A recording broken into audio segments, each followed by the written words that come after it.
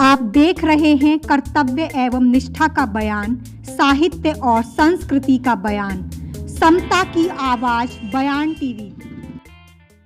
दलित साहित्य वाह का साहित्य नहीं है, आह का साहित्य है। दलित साहित्य हास्य पर रहने वाले, जिसको हास्य में धकेला गया है, मुख्य धारा से जिसको दूर किया गया है, सदियों से उनके सामाजिक, मानसिक, सांस्कृतिक अवस्था को हमेशा हमेशा के लिए नष्ट करने की कोशिश की जा रही है।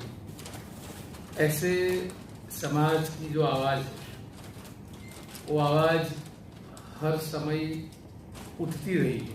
72 में महाराष्ट्र में दलित पैंथर की आवाज बनी जोर शोर से। तो स्वाभाविक है कि जब महाराष्ट्र में भूचाल आया है, जैसे बाबा साहेब के समय में भूचाल आया था, बाबा साहेब अहमदाबाद गए थे, बाबा साहेब को काले झंडे दिखाए थे, दूसरी बार गए थे, बाबा साहेब बड़ौदा में पढ़े, वहां से वापस आए, ये बड़ी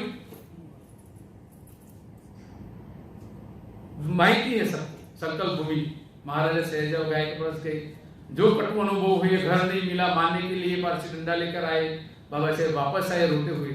उन्होंने संकल्प लिया कि मैं ये काम करूंगा, मेरी हालत ऐसी है तो मेरे लोगों की हालत क्या होगी। आज वहां संकल्प भूमि है बड़ौदा में, 3 सितंबर को होता है।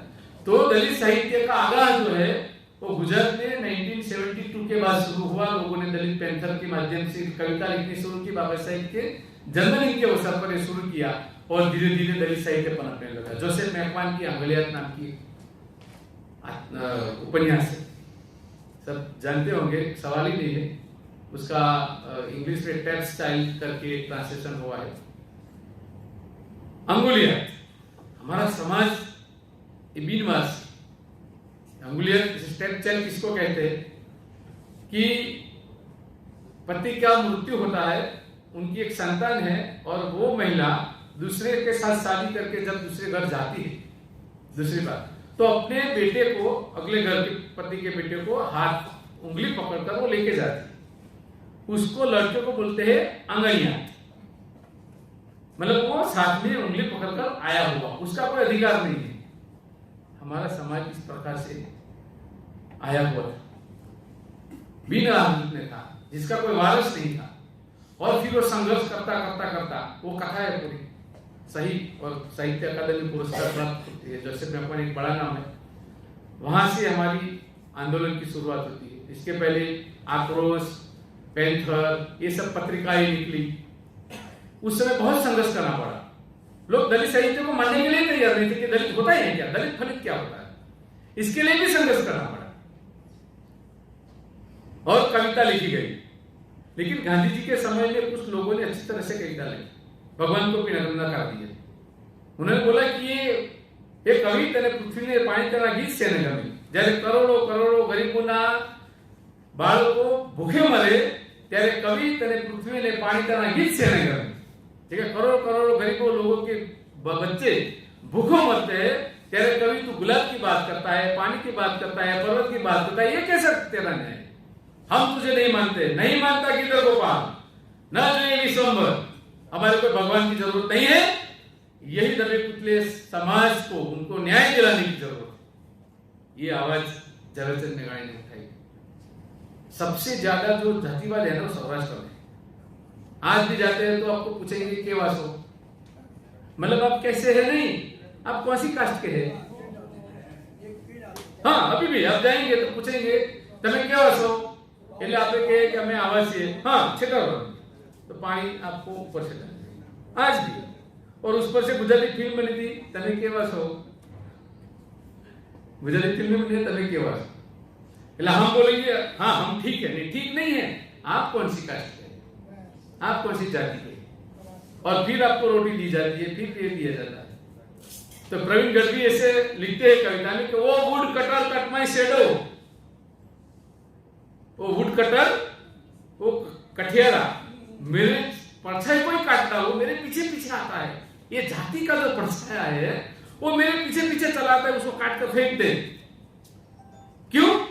क्योंकि गुजरात में जैसे भी दलित समाज का आदमी सामान्य समाज के घर पे जाता है तो उसके लिए उसके घर के बाहर एक कप चाय पीने के लिए ऐसे उबलने में डाला जाता है कोने में, और जैसे आता है तो कप लेता है, फिर वो पानी डालते हैं, फिर साफ करके उसमें पीता है, फिर वहां रख देता है, फिर तीसरा आता है, फिर पीता है।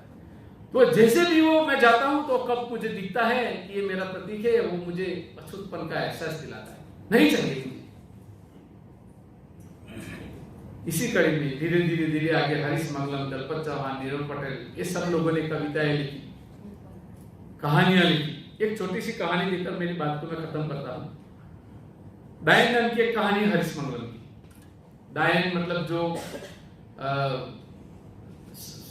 जन्म दिलाने के लिए जो महिला आती है, गांव में एक महिला रहती है जो बच्चे को दाई माँ तो डायन बोलेंगे तो फिर गड़बड़ हो जाती है, इसलिए मैं दाई माँ तो गुजराती में डायन कहते हैं।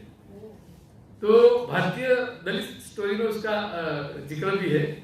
तो सर ये क्या है, डायन का कहानी छोटी कह के मेरी बात खत्म करता हूँ। वो जो दाई माँ है वो आम जो कच्चे पक्के आम है लाती है और वो बेचती है कभी कभी, और गुजरान चलाती है, लेकिन वो डॉक्टर से भी एक्सपर्ट है। वो देखकर बोल देती है कि आप छुपो मत, मैं बच्चा सेफ। उनके हाथ से बहुत सारी डिलीवरी दलित समाज में होती रही। उसी समय एक सवर्ण समाज की महिला को रात को पेट में दर्द हुआ। अभी रात को डॉक्टर बुलाने की कोई व्यवस्था नहीं थी, इसलिए किसी ने बताया कि वो बेनीमा को बुलाओ।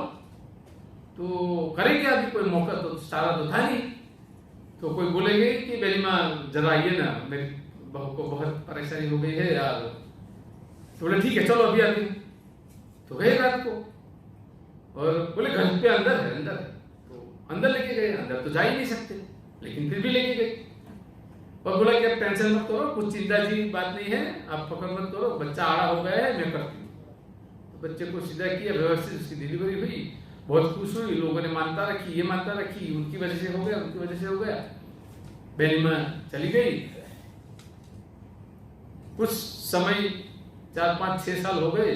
कभी कभी जाती थी तो वो लोग बुलाते थे, कुछ दूर से खाना देते थे। 6 साल हो गए, बच्चा बड़ा हो गया। बेनीमा अभी वो आम के टोकरी लेके बेचने के लिए जाती थी। एक दिन वो उसके घर पे बाहर जाके आम का टोकरा लेके बैठी, तो वही जिसकी जान बचाई थी पसी महिला, और उसका वो छोटा बच्चा था, वो खेलते खेलते वहां तक पहुंचा तो उसे बोला बेटा वहां मत जाना, पीछे आया। तो ढेर है। वही महिला कहती है बेटा पीछे आ जा, जो अड़की ले। तो ये तो बेनीमा को झटका लगा। बेनीमा को भूतकाल याद है कि जिसको अगर मैं नहीं होती तो मर जाती थी, उसका बच्चा नहीं होता था, मेरी वजह से आज वो बची, बच्चा भी बचा, हंसता खेलता है और मुझे छूने भी नहीं।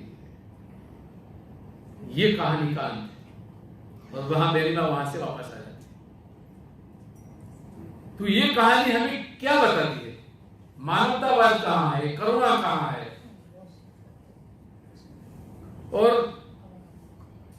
जो ईर्ष्या है, जो द्वेष है, वो कहां पनपता है। इसलिए हम ये मानकर चलते हैं कि हाँ सब सुधर गया। नहीं, जब तक मानसिकता नहीं बदलती, जब तक विचारधारा नहीं बदलती, तब तक मनुष्य मनुष्य नहीं होता, वो पत्थर भी नहीं होता, चाहे कितने भी उसके ऊपर आवरण चढ़ते जाए। इसलिए अगर बाबा साहेब की विचारधारा, बुद्ध, फुले, साहू, अंबेडकर की विचारधारा को, और सबसे पहले मैंने एक इंटरनेशनल गुजरात सरकार के कार्यक्रम में किया था कि बाबा साहेब की विचारधारा को सबसे पहले सभी भारत की महिलाओं को अपनाना चाहिए, क्योंकि महिलाओं के लिए ही सबसे पहले बाबा साहेब ने काम किया। महिलाओं को इतना सम्मान आज तक किसी कंट्री में नहीं हुआ है। कोई भी दुनिया की कंट्री का आप लेखा जो कल मैंने एक आर्टिकल पढ़ा कि भारत में महिलाओं ने जितनी प्रगति की, दुनिया के किसी भी देश में महिलाओं ने प्रगति नहीं की। और सबसे पहले भारत ने महिलाओं को मत देने का अधिकार था, दुनिया के किसी भी देश में नहीं था। जापान में भी बाद में मिला, अमेरिका को भी बाद में मिला। ये सिर्फ और सिर्फ बाबा साहेब के विचारों की देन है, बाबा साहेब के संघर्षों की देन है। और ये बात अगर भारत की महिला समझ गई तो मुझे नहीं लगता कि आने वाली पीढ़ी किसी प्रकार की ये मनोवादी मानसिकता को लेकर आगे चले, वहां से ही बदल जाएगी। वही स्कूल है। इसीलिए बाबा साहेब महात्मा फुले ने कहा था कि विद्या विना मति गेली, मति विना नीति गेली, नीति विना गति गेली, गति विना मिति गेली, मिति विना शूद्र खसले, और इतके सारे अनर्थ एका अविद्या ने केले। वो शुरू कहां से होता है? महिला से शुरू होता है, महिला से ही शुरू होता है। तो महिलाओं को पढ़ाओ, और वही ब्राह्मण ग्रंथों ने महिलाओं को पकड़ा, व्रत लगाओ, सब व्रत उनके माथे पर, तुम ही करो। वहां से शुरू होता है ना। कहां से शुरू होता है? महिला से। बच्चे कहां से पालते हैं? महिला से। तो वहां से ही लगाओ। फैक्ट्री वहां से शुरू हो जाएगी, बच्चा खुद मानेगा ये ढेर है, बस मामला खत्म। वहां से शुरू होते हैं। स्कूल के बच्चे साथ खेलते थे, और रिसेस पड़ी, रिसेस हुई, बीच में ब्रेक, तो सब नाश्ता करने लगे। तो दो बच्चे साथ में नाश्ता करने लगे। उसकी माँ देख गई कि ब्राह्मण का लड़का और एक अछूत का लड़का साथ में बैठा है। माँ ने घर पे आके बच्चे को पीटा, और बाहर खड़े हुए, तू इसे छूना है, तू वहां खा रहा था, चल ना, ऊपर से पानी डाल दिया उसको। तुझे बोला मैं ऐसा क्यों कर रही है तू? क्योंकि तू उसके साथ खा रहा था, तू अपवित्र हो गया, तू भंगी हो गया, तो अभी तुझे पवित्र होना पड़ेगा। तो उसने बोला माँ, अगर उसको सुनने से मैं भंगी हो जाता हूं, तो मेरे सुनने से ब्राह्मण की नहीं हो जाता? तो मेरे सुनने से ब्राह्मण हो जाना चाहिए था। बच्चों में भी, निर्दोष बच्चों में भी कितनी अगर